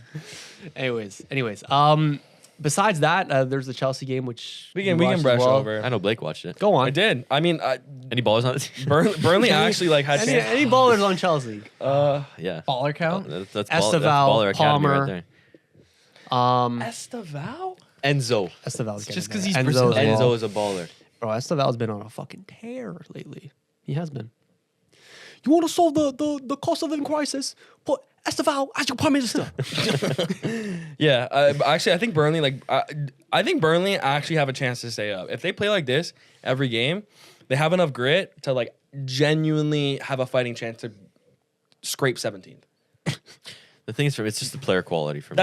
That's the thing, right? They have the grit, and I think they have like the system, which is not that hard when you're a relegation team to buy into a system. I get it, but No, dude. like against gone. Chelsea, like that's a decent little result. I know that they lost 2-0, but they played well in the first half. Like it's results like that you build off of if you're a Burnley team, and like you can kind of hope that next game goes better for you. So the bottom three are locked in. I don't think so. I think they are. Like West Ham under Nuno now are better. Nottingham Forest now are better. Fulham is not going to regress that I agree. much. Like I think the bottom 4. I think one of West Ham. bro, West Ham have 7 points out of the last 9. Like they're like they just recently got a win over Burnley. Of course, they recently won over Newcastle. Yeah, they just got a draw against Bournemouth. It is 18th and 19th are very It's still It's close. very close. Like That's what I mean. 16th and 19th is Yeah. close, but like I Better than think compared the to last year. trajectory from West Ham and Nottingham Forest are just going like this. Like they were in the bottom 3 just like, like last week or a couple weeks ago, and now, they've just now climbed out of it. I think they're going to continue that run. Yeah, fair. There you go. And then I don't see any team like above them that are going to fall. Yeah. You You want to preview United Everton quickly? Super quickly, I feel like Michael Keane is scoring today. I just have a weird feeling about it. Yeah. Is this betting advice? I love another Tarkovsky. Yeah, moment. just gonna say. Tarkovsky. Yeah, I scored do against feel like Liverpool. it's always like a David Moyes masterclass against United. I'm scared for this game. I really am. I don't know. This is our best chance to win 5 in a row all season as well. Like this is the start of like a really good run for us. But it'll be tough. Like Everton are a very tricky team. I love when Everton are good, bro. Yeah, it's just It's it's so good fun. for football. Yeah, right? it's good for football. like Sesko is out for the next like 3 weeks as well. Damn. Bummer. No. Same with Jokeres. Who's gonna score goals? Fuck's sake. Lissandro Martinez is coming back soon. I don't That's know actually if he's coming back good. today, but I mean, he'll be injured in another 2 months. But yeah, I mean it's better than Luke Shaw being at fucking center back. I thought. At center back, I guess. Well, then Luke Shaw doesn't really fit anymore. I guess. Yeah, we're probably gonna play Dallo at left back, which I do not. I feel like Luke Shaw's been like kind of decent though. No. You guys have been playing better. We have been playing better, of course. It'll be a front 3 of Cunha and Burmo Mount probably. Malin, dude. Acuna was supposed to do like some sort of like commercial appearance a couple days ago at like some Christmas tree opening, but then the venue said that he couldn't make it because he had an accident at training. So I don't know if there's like an injury happening there. There's been no news after it. It would have been I think he's announced gonna be already. good, but yeah, he should be fine. All right. I believe he's in the squad, else I would have heard otherwise. But yeah. That'd be So again, tricky one today. I don't know. Everton at home was Amorim's last or first win in the Premier League as United manager last season. It was a comfortable 4-0 win. It was a much worse Everton side though. So we'll see how it goes. I'm looking forward to it, if not a little bit nervous. And yeah, Michael Keane goal. Book it. Book it. All right, lad. I will. Game bet will on be it. done by the time this episode comes I will bet out. on it, Julian. Okay, Just there you kidding. go. Put a little fiver there for me. Do it, bro. I wonder what the I'll odds are. check the odds. There you go. Okay. Anything else to say about the Premier League? If not, we will move to La Liga, where there's a lot to talk about, I feel like. Well, I mean, mostly with the 2 big teams. There's a lot to talk about. Real quick, just before we move on, I'm very heated about this topic, so I asked my boys who heavily watch footy if they would rather watch Cherki or Saka. And, and so far, first answer Cherki and it's not close. Second answer Cherki. Are they French? They're not French. One of them is Egyptian. One of them is Okay, pretty much Argentinian. Pretty much French. They're not even. He's pretty much Let's not Algerian. get political here. Bro, pretty much that's so Algerian. dumb. Yeah, people. Who do they support? I think the Who do they over support? Liverpool and Okay. Barcelona. Oh wow, what a surprise! What? That's not I think the overall consensus is Cherki. Okay, well, you guys are just We can even put a poll on Instagram. I know you want to clip this up. sure. sure. Sure. And we can see all the It's so racist shitty, bro. motherfuckers out there. How is it racist? Racist. Bro. What? Let's not play that card right now. What? Yeah, let's move on to La Liga. I don't understand. We don't have to get into Let's it. move on to I don't La Liga understand. before- He's so overhated for no reason, but underrated for no reason. La Liga. We have we had some big results in La Liga. Real Madrid, their second draw in a row, tying 2-2 to Elche in the last minute, and honestly, could have lost. Elche easily. Elche deserved to win that game, which is 'Cause crazy I if you're didn't Real watch Madrid. this But one. honestly, Elche this season in La Liga, like the surprise of La Liga. I was gonna say, have we talked about Elche before? No, I don't think it was Elche. I think it was Vallecano that we talked about. So I did not watch this one. So casual Julian here, but I'm seeing the XG heavily in Real Madrid's favor. But still, Elche like deserved to win. I think It's overall my favorite the stat, way, motherfucker. the way that Elche played overall and the way that they combined with each other, I was very surprised. They have a very good coach that I think is gonna apparently get a big moves to Is that Athletic right? Club soon because Athletic Club is doing bad. That's cool. So apparently they're looking at Elche's coach. They have good players, man. Honestly, and I thought they should have won that game. Oh my god, they have the Andre Silva that they put in the post. Oh shit! Yeah, that was. It was Real Yeah, Madrid or that Barca was that brutal. It was, posted? it was Real Madrid. Yeah, absolutely brutal. That's crazy. So was it when Jota passed away along with his brother? Was it then when they posted? No, they did like a rest in peace to all who have died in 2025 post, and then they put Jota along with this Andre Silva, not his brother. Some intern's gonna lose his job. Yeah, Jesus, man. And it's crazy because I didn't know they were actually playing him too. Like, that's crazy. Yeah, it's nuts. That's really bad. Anyway. Well, some Real Madrid fans calling for Xabi Alonso out. I think it's a little bit immature, but I want to get your guys' takes on it.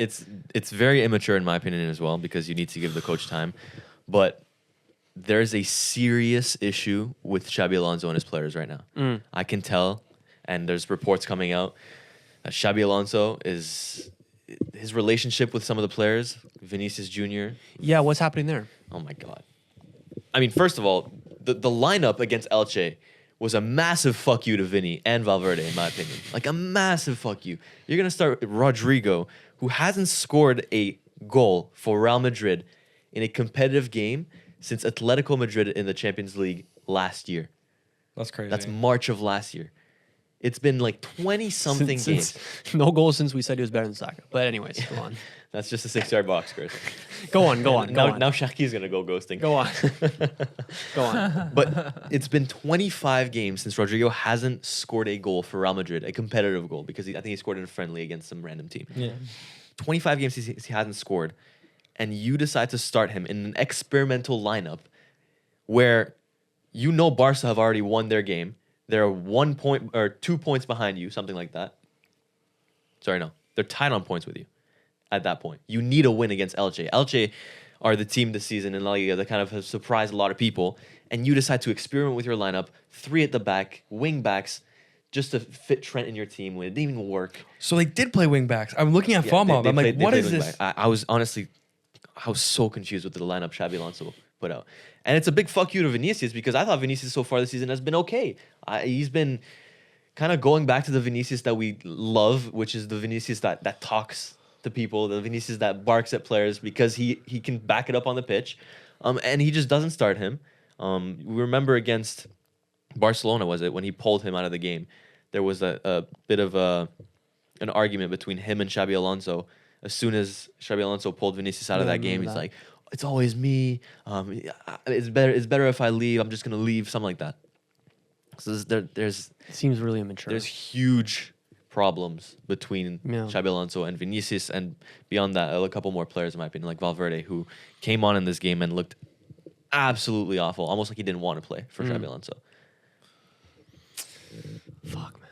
I feel like it's a little ignorant of me to say this, but I feel that especially when it comes to like some of the leagues that are just not the Premier League, when you are such a super team like Real Madrid or Barcelona, look, I know I'm being ignorant, but if you play your best players on paper that you have available, I think you're going to win. And I know that you make a great point about like, you know, getting into these when you're out of favor with a manager and stuff like that, but like, I mean, I get what you're saying. Like, why are you just not playing? like, why are you not playing does Vinny Xabi Valverde? Alonso, there's two options here. Do you want to win the game or do you want to play the way that you want your style to be played? And That's the biggest problem right now. You're spot on, Miles. What you said was fully true, Xabi Alonso wouldn't be here. It would still be Carlo Ancelotti, who just played the That's Galacticos fair. last year, Yeah. put the best players on the field together, and just tried to make it work. And that didn't work in the Liga. Yeah, but they got crushed in the league. but it And they got has, though. embarrassed in But the Champions now League. the And argument that worked is- some years, but then especially when they brought in Mbappe, it was too many cooks, and that didn't work at all. Xabi Alonso has come in not just because of his pedigree, coaching big players, but also There's because of zero pedigree. There was zero pedigree prior to Real Madrid of him coaching big players.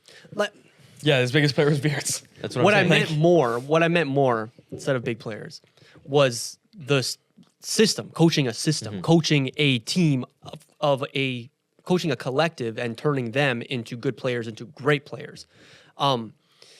So that's what he was brought in for. So I'm not opposed to him benching Vinicius if it means the best for the team, and Vinicius should be on that same page. I think I'm just like, yeah, this is what we fucking expected. We were saying when Xabi Alonso came into the job that he has to be brave enough to bench the Vinicius or the Mbappe or the Rodrigo at times. And he has done that so far this season to mostly good effect. And it's going to take time for his system to like fully implement and for him to fully reap the benefits of it. But any Real Madrid fan prematurely saying that he should go, that the system's not working, that it can never work, just please have just an ounce of patience. I know you're a Real Madrid fan; it's so hard to do that, but just please. I think you're being super Ounce of lenient. patience. I think you're being very Ounce of lenient, patience. very lenient right now, Julian. I see a Real Madrid team right now that is regressing from 2 months ago. I'm sorry. There's a big gap You go between dips in there form. is a massive gap between Bayer Leverkusen and the players in that team and Real Madrid, the best club of all time, and the players in that team. It's easier to coach a system to players that play for Bayer Leverkusen who before that haven't even sniffed a title in the Bundesliga in I don't even know how many years. You go into Real Madrid with all these big personalities. I'm now thinking to myself, does Real Madrid even can Real Madrid even play with a system?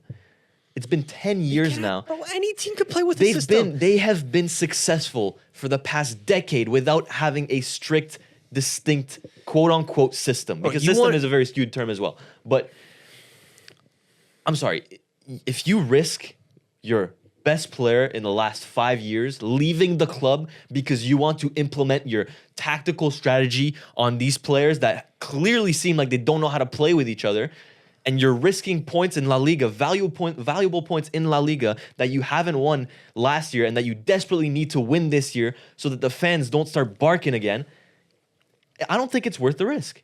I don't think Xabi Alonso should be sacked right now, but I see where some Real Madrid fans are coming from. Because, man, your best player within the last 5 years is on the bench and is threatening to leave your club. Sure, he's had a little dip in form within the last year, but it's fucking Vinicius Jr. This is Mr. Champions League after Ronaldo we're talking about. Real Madrid would be a better team if Vinicius left. Wow. And not because Vinicius is a bad player. Not at all. But what that does to the dressing room, having that little bit of stench on the bench, like having that little bit of drama, having that little bit of kind of side story that's taking up the headline. So is it not toxicity? So is it not toxicity with Rodrigo then? Is it not toxicity with Rodrigo, who's been barking for fucking months to be started? One of Rodrigo, definitely Rodrigo, or Vinicius needs to go. Potentially both of them. You could argue that Xabi Alonso's system and the results would improve if both of them went. It was Gonzalo Garcia starting up top next to Mbappe. If they could coexist together, which we've barely seen or know can happen, then this team can go on a run. They don't need the spoil of goods that they currently have. It's the same problem that Liverpool has. Like, if they got rid of Alexander Isak right now or just didn't sign him, they would arguably be a better team right now, not just because Ekitike fits better, but just because of what that does to the dressing room, how there's not too many cooks, how there's just it's more cohesive, thinner squad who's more comfortable in their roles, and there's no question marks around who's going to do this week to week and why isn't this player starting, and there isn't as much media pressure and attention. It's like when you're trying to build a project, that's the last thing you want. Julian, but this is Real Madrid we're talking about. You're talking about media pressure. There will always be media pressure on any player that go to Real Madrid. Of course, There's I know always that. Gonna be drama, and the drama goes beyond Vinicius and Rodrigo. There's drama in Valverde, who I just mentioned looked like he didn't even want to play the fucking game against Elche when he came on. There'll be drama surrounding everybody. If Mbappe gets benched, he'll probably start bitching. Well, are you going to say they're going to be a better team without him? No, dude, but I'm saying that's the problem. The fact that they have so many players that there's the prospect of Mbappe being benched, that's detrimental to the dressing room. That is. There will always be a problem whoever gets benched because the personalities in Real Madrid Because are there's too many personalities. So why That's do you what I'm think we should telling you. they should get rid of Vinicius and instead of a Rodrigo? Because Vinicius is the one that probably fits the least in the Xabi Alonso No, system. Not at all, man. Okay, Rodrigo fits the least in the Xabi Alonso system. Let me. If you had to get rid of But- one of Vinicius and Rodrigo, the clear answer is Rodrigo. I agree with that. But if Vinicius left in general, who, by the way, let's not just absolve of all fucking responsibility here. Vinicius, who's currently making a stink in the media, makes a stink in the media every couple of weeks. Like, that's not what you want to see from your superstar. I know, like, those stories do not just pop out of thin air like the ones that just, came about on The Athletic this morning. Like, this is information from Vinicius and his camp being relayed to journalists, making the situation worse for him and Real Madrid. That's just not coming from the fucking boot cleaner in the dressing room. That's coming from the Vinicius Jr. camp, Antoine. And that's not understand something that you want in any club. You can even see it when he gets subbed off, dude. You see it, bro. Like, That's it's not that something you obvious. want at the club. Vinicius is a fucking fantastic player. I'm not saying you doubting see that. that from And any other system-wise, he player. works in Just Real because Madrid of- way more than Rodrigo. But it goes beyond just the fucking play on the field. Vinicius could leave disgracefully, and if Real Madrid go on a crazy run, win Champions Leagues, win La Liga, no fan will give a fuck. Nobody will. Julian, Superstars come and go to Real Madrid. They have the Real Madrid mentality. Sometimes the Real Madrid mentality is not a fucking good one to have if you're trying to win a football game, if you're trying to win titles. Like, I like Vinicius Jr. They hate on him is too much. I've been a Vinicius defender many, many times, but like, especially when there's stories coming out like this week on week on week, it's like, what are we doing, bro? it's just because his status is bigger than the ones of Rodrigo. Rodrigo, I guarantee you, is causing the same amount of ruckus. Status should if not fucking not matter. more. Status shouldn't matter. It Status shouldn't does matter. at Real Madrid, Julian. But it shouldn't. But that's, brother, they have been the most successful club in the history. If you think status shouldn't matter at Real Madrid, you're just wrong. But if you're making a selection of if you're making a selection based on status, you're doing it wrong. Okay, so he didn't make a selection based on status against Elche, and it fucking went horribly wrong. So what's your excuse for that? He hasn't been making selections based off status for most of the season, and for most of the season, including 2 months ago, it was working. But I'm saying that they're regressing with Vinicius being on the bench with this stupid 5-back formation that does not work at Real Madrid because you want to help Trent. His playing style is awful and without the ball, and you want to help him offensively. Sure, it helps offensively. They conceded 2 to fucking Elche, man.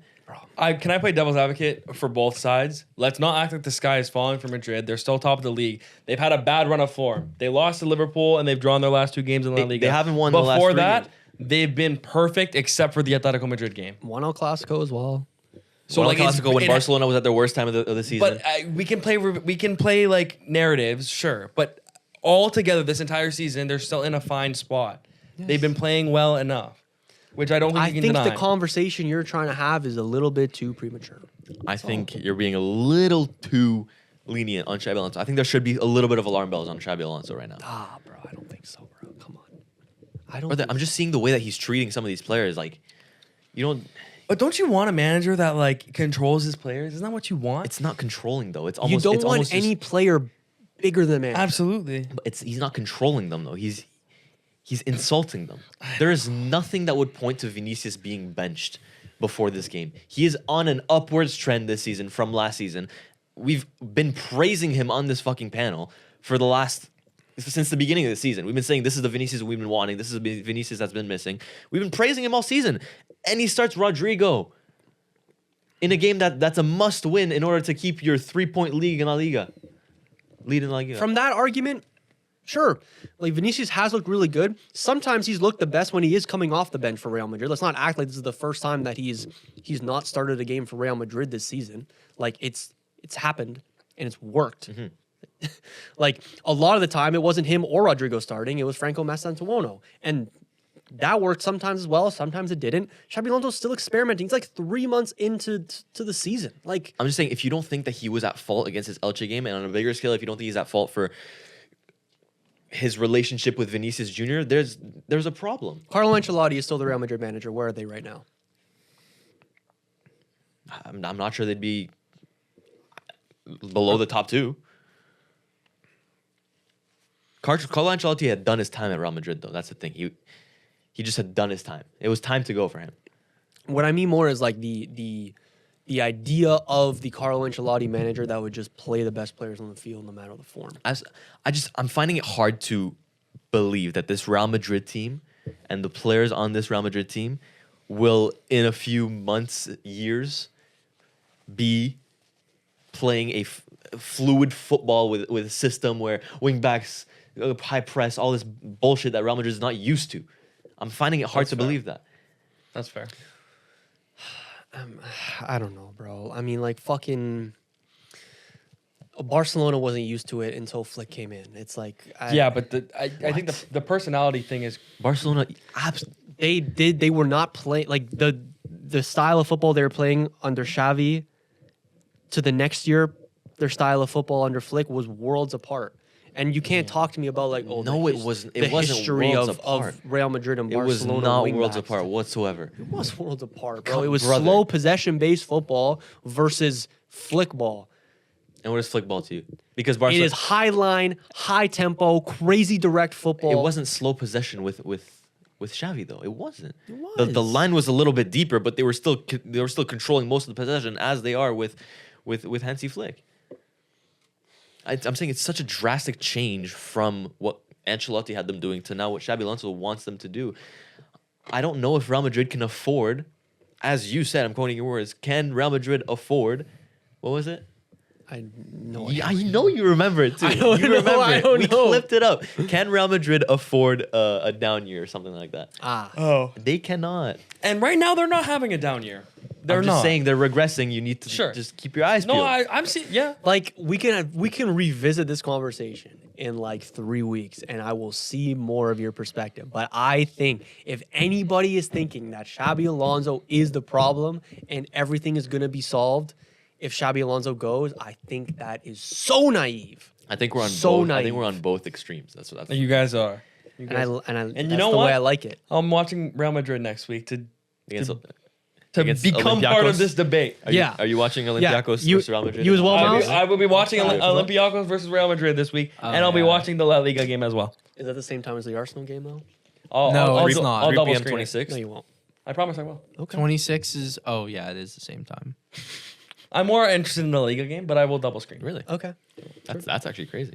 They're playing Girona in La Liga, the 19th. So this is what it takes for you to lock in on La Liga. Eh? Yeah, this was great discourse. One argument. Thank Great you. discourse. Thank you. I'll make this a YouTube video. Yeah, Yeah. Yeah, I will. great discourse. All right. Anyways, let's move on to Barcelona a little bit. We Also, are hoist kind and of watch. deep in this Hoist and pod. watch. Alert. Alert. Alert. Alert. Fraudster in the house. Alert. There's an imposter among us. Fuck's sake. I will. Okay, Every Barca, week I'll do it. Sorry. Barca. Barca with an emphatic win in their first game back at Camp Nou. This was Lamine Yamal's second ever game at Camp Nou. It was Fermin Lopez's debut. It was a lot of players' debut. Lewandowski's so good, man. Dani Olmo's debut. Help me out here, guys. Fermin Lopez, you said? Pau Cubarsi's debut. Barcy. Is it Eric that? No, Eric Garcia. I mean, it's probably really important to them, but is it that? Oh, no, it's. It's massive. Is it? The Camp Nou can be a real asset for Barcelona this season. No, I 100% agree. But So like, okay. Can I just say We're something? about to argue again, me and Julian. No, he's about to glaze I, them no, no, really no, hard. no, no, no. He's about to glaze He's about them to really hate hard. on them, and I know exactly what Okay, he's saying. so wait. So okay, I'm interested. What are you gonna say? I'm not feeling the Camp Nou. Right? And I know exactly. I will tell you the reason why you're not feeling What? good. No, because like you know what? It's a big moment. You're back at the biggest stadium in the world for the first time in how many years? And there are 20 cranes in the background. And I'm just not like Looking this at is La supposed to Liga. be- Looking at La Liga. This is supposed to be a massive moment. There's fireworks going after the final whistle. Coldplay is playing in the background. This is supposed to be like a historic moment that I turn my TV on for. And a whole section of the stadium is not ready yet. There are seats that are already broken. There's like dust around the concourse of the stadium. Obviously, the finished product. What do you want them to do? That's what I'm saying. Wait until the stadium is finished to play your first game in the stadium. No. Me personally, on a business aspect level, as soon as that stadium is ready to house people, Thank you, Miles. moving them Thank in. you, Miles. No, they had done. Be I like mousy, that. dude. I like that. They had done stuff Man, you're in that really- stadium you're really before. hating on They had it. hosted. I get where you're coming from, but it's You're gonna like, feel Camp Nou when more than half of the people are in. It was 45,000 people seated on Saturday. There's supposed to be 105,000 people. Yeah, And on Bro, top of that, come on. let me add on to that the roof. The roof as they added a well. little roof. Oh, did they? 105,000 people with a roof over their head And a it's dome, gonna be bro? boiling. I know. It's So gonna be how boiling. hype would it have been if that was their first game back in La Liga? I mean, With a they beat completed Athletic- stadium. They beat Athletic Club 4-0. Like, what you want them beat them 7-0 when I'm they have the not full stadium? criticizing. I I'm know, not but criticizing the it's- performance. It was Okay, fantastic. I know, but it didn't make it like. I'm just saying, I as get a where you're coming viewer, It's okay. the gravity of the moment wasn't all that it could have been, because like You could've- we're playing in a half-finished Camp Nou with a bunch of cranes in the background. but then you're waiting almost we're another year. playing in a construction site. Like, I'm just not feeling it as much. I'm not saying they shouldn't have done anything with the Camp Nou before it's fully finished. They had done some open training sessions in it before. They let fans in for that. That was pretty cool. But like the first full La Liga game in there, you're making a big event out of it. It's like it's not it's not hitting me the same as it should have personally. As a Barca fan, I know you would know this. So I know you'd really relate to this. The Camp Nou is the Camp Nou, bro. That should be hitting any football fan. I literally Absolutely. tuned No, into the for Barca sure. game like 10 minutes before kickoff just to see like the whole ceremony they do around the Camp Nou, and it wasn't much. It wasn't much. I mean, like, But then you risk waiting another what year do you- for the I entire just, thing. yeah, like, what do being you? ready. I don't. I Really think know the what sooner you're the ready, looking the sooner Yeah, it's ready I to, agree. I to get agree. at least. I agree. 40,000 Especially with people like, think about all of the fiasco with their stadium they've had over the past couple of years. It's been kind of crazy. Like wherever they played, like there's been like they didn't even know they were gonna play at. Was it the start of this season or start of last season? Started this season, they weren't supposed to play. They didn't even know where they're gonna play. It got delayed even more. Yeah, so like, it's good. Anyways, let's talk about the performance, which was much better. Much better. 4-0 win. Lamine Yamal, again, masterclass. Ferran Torres, another sneaky brace. Yep. Robert Lewandowski, your boy, scored a goal again. Fermin Lopez getting on the score sheet again. Fermin Lopez, man, oh my god. He's been on a He's been on a tear. He heater. kind of popped up. He's eh? one player that we don't been mention popping up a enough. lot. Yeah. I and like the general football world, I feel don't mention Fermin Lopez enough. What a player that I feel guy like we is. give him a lot of credit. You think you so? guys do at least? We do. Yeah. We do for sure. This season we have. Yeah. I know me and Julian been on that hype train for sure. For me. Yeah. But like, Does he count as a little boy? We're always Yeah. early to the Barca hype trains before these two. yeah, but I think that it goes on a True. bigger scale. I don't care about them. I know. You do care about them. I don't know why you care about them so much. Because they're a big team. I watch the big teams. No, I know, but like you don't care about Bayern. I do. You don't care. You don't care about AC Milan or Juventus. Well, Serie A is terrible. Different reason. I get it. Different reason. But yeah. I don't They're know. a big team that's very entertaining How to long watch. have we at the been moment. going for, Julian? We've been going for an hour 20, Oh. maybe an Oh, hour really? I thought- 15. I thought Maybe we an were hour way 15. No, you are. I think Barcelona is genuinely your second favorite team. Like Incorrect. yeah. Like I think you, Just, like, your analysis of just Barcelona fucking is incorrect. way more in depth than I've ever heard you talk about Benfica. Oh, yeah. How did Benfica do this week? No idea. But I'll tell you right now, we won 2-0. But Against two. Can you tell me who that is without looking? Atletico. You saw it from the first I game. saw the notification. Like, Monera, I don't know. That's Brazil. Literally, the team's called it's just Atletico. Atletico. So, like, you felt on a personal basis that the Camp Nou reopening was not good enough, and that was coming from like a fan's perspective almost. But No, you just a can't neutral. even. Bro, we all appreciate as neutrals Camp Nou. That's all on the I bucket mean, list some for more us than to go others. visit. Some more than others. You don't appreciate. No, I do. You don't want to go to Camp Nou? Oh, of one course. day? Oh, of course I do. Of course I do. I want to do a Europe trip and do all of that thing. Yeah, But when I'm like, watching a game at the Camp Nou, like that shit's aura. Yeah, yeah, it's cool.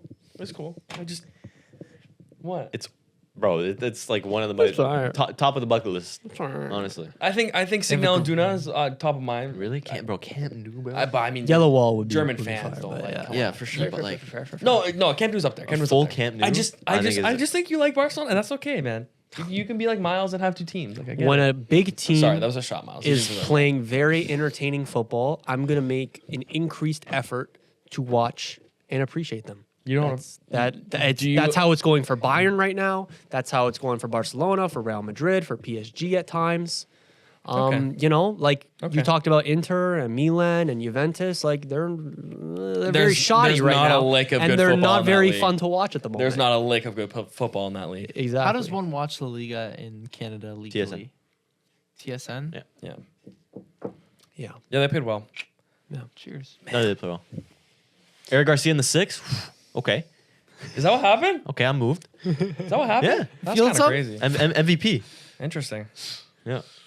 I will say though, the Camp Nou Superstore, 3 stories. Yeah. We got just about everything. you went? Oh, yeah. That part's finished. Oh, dude, Well, come no on. shit. Oh, Yeah. man. It's nice. Um, Of course. Yeah, Motherfucker. Oh my god, look at it's very nice. these ratings on FOTMob. Yeah, that's awesome. You can get Lamine Jesus Yamal jerseys on every single level. It's just Yeah. in your face. Man, I really wish Saka was better than him, man. Like I truly believe. Like I guarantee you guys, I truly Are believe. you dragging it on purpose? I truly believed he was better than Are you him. dragging it on purpose? Dragging what? Just in general, this Saka, I just want to talk. this bro. Saka discourse. I just want to talk, bro. Let me talk. How's he being brought up? Uh-huh. How's he being brought up again? Okay, I'm done. Give me Cherki. Bro, nah. Wait, I do want to talk about. Can we talk about Serie A? Yeah, go ahead. Go on your low rant. Okay. Milan derby this weekend. Yeah. What a derby that was. One. It was actually it was actually an it was a insane very game because good- Mike Maignan Mike came up Maignan clutch, just- So saving a penalty. a good game in Serie A equates to 1 goal scored for either team. Let me cook. The Italian Well, national stop team. looking at the camera when you talk The to us. Italian national team has been genuinely disgraceful for how long now? For how long? They had the 1 Euros 12 and then they years. haven't made a World Cup. They're probably not. They won't even make the World Cup this year They will, potentially. They will. They I will. think so. And it's a product of the Serie A as a whole being just terrible to watch. It's not fun. There's no big players in this area that I feel like kids can look up to and be like, wow, look how amazing Ronaldinho is. Look how amazing Paolo Maldini is. Look how amazing R9 is. There's no one like that, and there really hasn't been for 5 years. The last one was Ronaldo, and he was 35. The Italian national team doesn't have a lick of Italian players who are ballers. You want to talk about ballers? Name me one Italian baller. Orsolini. Yeah. Okay. If that's your baller, then there's issues. What's his name? I think the league itself is way too defensive minded and not in a good way. It's always been, though. But like Maldini and Cannavaro, like there was like an art to their defending, right? There was like a fear they would impose into their opponents. There was an art to the way they defended. It wasn't just a mindset of like everyone just defend and like let's just sit back and hold and you know what, we'll nick one. That wasn't what it was like, I would think. Obviously, I didn't watch Maldini. I wasn't really alive. I was, but I was like 2 years old. You're not watching the archives. I wasn't watching the archives, but from what I can see, from what I've heard people talk about, watching them was like watching an artist paint. Like that's how beautiful it was to watch them defend. Is that crazy to say? I mean, no. Right? And where is that here? It's so defensive minded. There's no good games. There's no attacking prowess in the league. If your best player, your most prolific scorer is Christian Pulisic. Christian Pulisic is your most prolific scorer. And you're telling me I'm supposed to get excited How many to watch goals your is he on? league? How many goals is he on? Let me check. 5.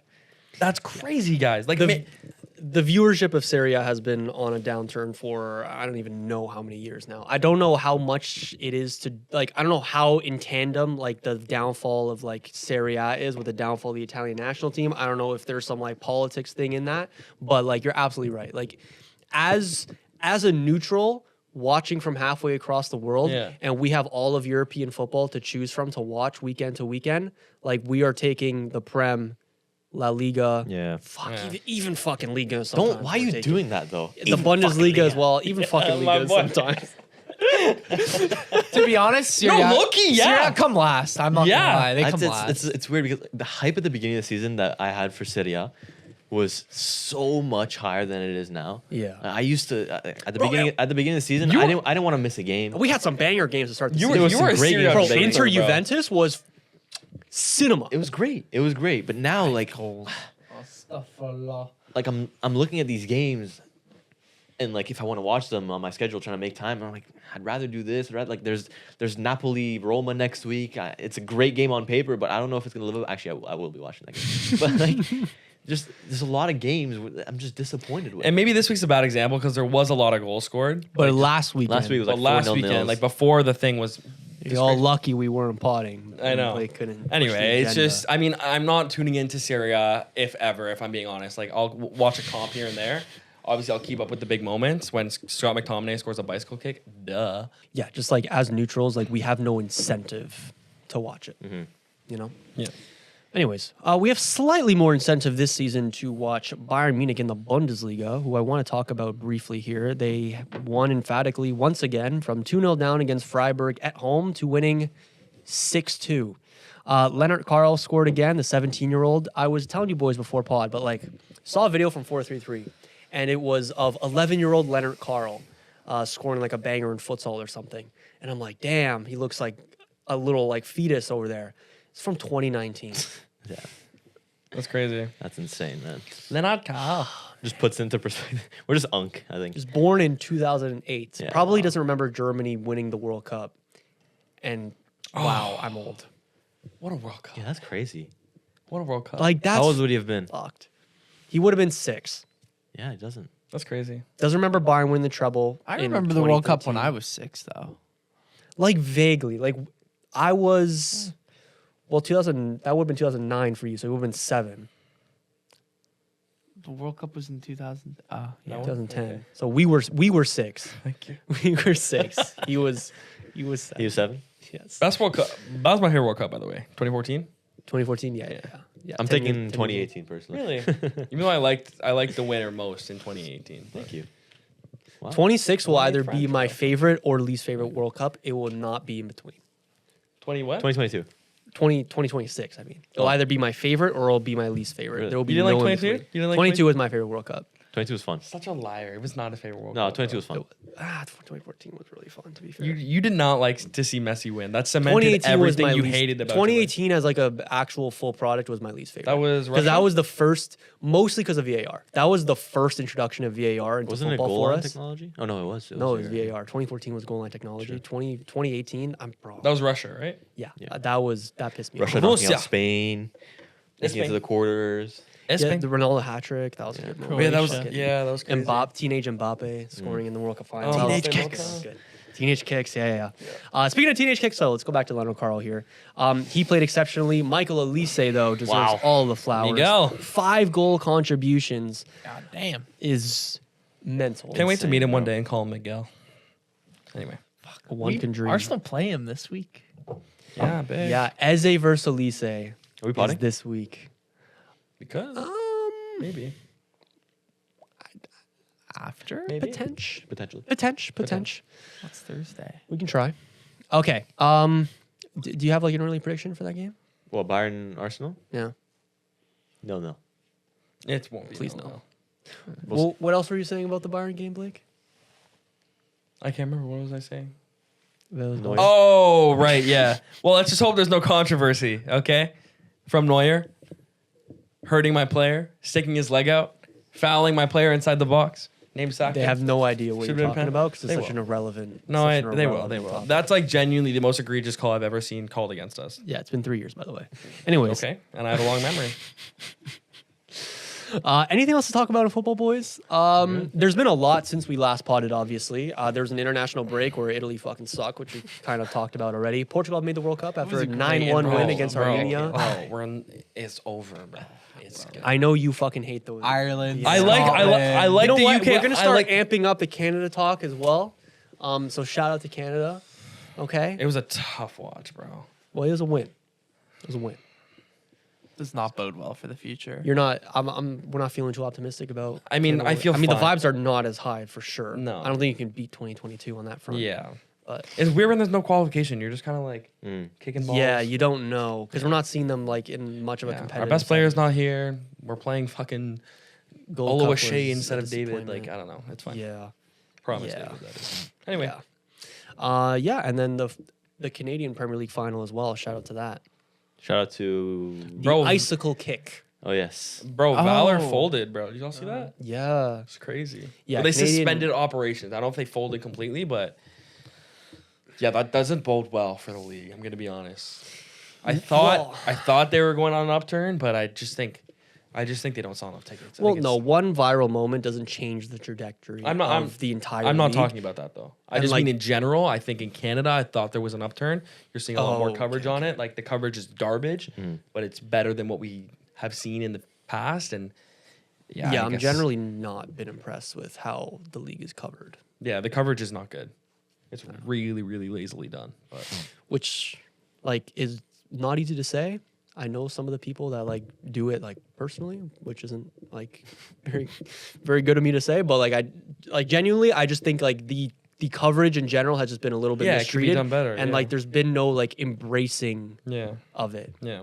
We'll see if the women's league has the same problem in a couple of years. Yeah. We'll see. Hopefully But not. Good start from what I can tell. Toronto curse I know. hitting us though once again. Whatever. Anyways, shall we hit a little FPL roundup, boys, before we finish this up? Okay. It'll be Oh, super yeah. quick. I just want to talk about Mr. Talbot here hitting his wild card. Do you want to talk me through that decision while we put the teams on the TV? I've said I wanted to wild card out this date for a while. It's been on the cards. It's been on the docket. I wanted it to happen, and I did it. The biggest thing I wild carded for might sound crazy, but goalie. My goalies have been terrible the entire season. I haven't gotten like any return from either one. So I wanted to get a return from my goalie, which I did with Henderson, which was huge. Obviously, Gabriel was out as well, so Timber came in for him. I think I brought in Senesi as well. I think my whole back line changed, which seemed to work out pretty well for me Shout today. out Munoz, bro. Yeah, shout out Munoz, 14 points. Great pull. And yeah, I still to play Saka with a blank. No, I guess he got DEFCON, so that's fine. And Burma and NZI to play, and then Mateta blanked, Holland blanked, which is unfortunate, but like I said, I really focused on getting my defense in a good spot this week, and that's what happened. Because I think the attack is kind of easier to fill out. Fair enough. You've hit the top 500K in the world. You said it was your first time Think kind of so. being in that range. Yeah. Shout out. Feels Shout good, out to man. Puffin on Zuby, man. Thank you. It's kind of weird seeing you take FPL this seriously, but I like it. Right? I guess since we're going front to back this time, we'll start with second place now, at least for now, before Everton United. Was Teta Penitentiary FC. Bit of a tongue twister, but how are you feeling about your week? Yeah, pretty good. Yeah. Fuck you. He's going to win the week. Fuck you for Eze. Yeah. He's going to win the week. I think you're going to win the I league, still yeah. think though I need to make some reinforcement. I do have 4 free transfers. I've just been kind of sitting on them because He's I haven't. 13 coming off the bench. And you have That's what I'm 13 saying. coming off the He's- bench. he's as out of the well. week. So cooked. we'll see. But no, I'm pretty Massive happy. week from And he Rob. has So you're on NGI net and a 50 Burmo. points already. Yeah. And with you have 3 to play as well. Yeah. That's fucking insane. Vibes are good, but I do think I need to make like bigger changes. How many transfers do you have left? 4. Ooh. Yeah. So you're one to save the transfers and then just do like 5 Well, at a time. I don't know. This season I've been like just kind of like pretty content with my team overall. Like I've been looking at it and been like, I don't see a reason why I should transfer this person out, even though after staying. That's fair. Gotcha. So we'll see. Next we have myself, Dan Danso, who I believe after this game, after the game week is over, after subs are made, will be bottom. But it is what Did it you is. give yourself? Is your team name named after a Spurs center back? Yeah. Okay. All right. I don't want to hear any slander on my name when yours is Named after Teta my- Penitentiary. Yeah, yours, I a don't. bad name, also. Yeah, It's a bad and name. honestly, I'm going to be honest, I don't like yours either. I didn't like yours until it grew on me. Okay, thank you. I still think mine is by and large the best name, but Puffin on Zuby is so good. Yeah. Did I misspell? Thank you. Not valid. Did I misspell my team name? I had Raya with 2. Virgil van Dijk blanked. Timber got an assist, but no clean sheet. I was so mad at Richarlison for that. That actually cost me so many points. Chris Richards with a clean sheet. Semenyo played 0 minutes. He'll be coming out. But Ndiaye still to play. Saka with DEFCON. Sar with 3. Mateta and Holland blanking. Igor Thiago with a goal scored and a penalty missed. Very mixed week for me. Oh, that's tough. It's I was tough. happy when they missed that penalty. Yeah, That's that's tough. tough. That was to win the game as well, I think, Tie. or to draw. To tie, yeah. yeah. Fuck, man. Yeah, not the best week for myself, but we move. It's only a small red arrow. But Antoine. No, we'll be back. Don't worry. And then Antoine This is- has 10 points So coming off his 36. bench. Oh, So he's okay. at a net 36 Okay, my points. bad. Relax now. And then he still has Bruno and Mbermo still to play. Let's relax. We're good. Calma. Beyond that, the team is not looking great. Yeah, it's okay. We'll be good. Yo, Senesi's a little bit on low key for all watch the last couple of weeks. He has. But that's maybe a conversation for another They just day. haven't kept clean sheets, No, they have not. And his DEFCON is which kind is of why I had gone down. Petrovic and he would never keep a clean sheet. Kind of assessment of your team and where you're going the next couple of weeks, Antoine. We're just vibing right now. Okay. The boys will we'll have a day off. I've given them a day off, you know, and we'll come back on Tuesday. He's still crazy, bro. His numbers are still crazy. Like your What is it? ranks. No, it's not good enough. Top 100 100 in the world, 200 100K in France. overall. It's not good enough. I was top 13 this year, 13K. That's crazy. Look at this. 1-1-1. God damn. That's what we God do. damn. FPL with. What? Okay, we say this every week. Let's not go back on it. Like, guys, come on. What? All right, let's wrap, bro. We Well, not actually. We out. Sorry. Outro. Then we out. All right. Ladies and gentlemen, thank you for watching yet another episode of the 6 Yard Box podcast. It's been a couple of weeks since we sat here in the studio delivering an episode for you, but I hope you can understand the reason for that. Once again, I want to give a massive shout out to everybody that was involved and supported Kick the Stigma. I haven't taken this down. I think this wasn't fully in frame, but massive shout out to everybody. Shout out to you guys once again for the incredible work over the past couple of months. Yeah. Thank God it's over. Yeah. Oh, yeah. And everybody, if you are watching on YouTube, be sure to like, subscribe, do all the YouTube things, hit that little notification bell. So You're just never not miss another talking in the mic at all.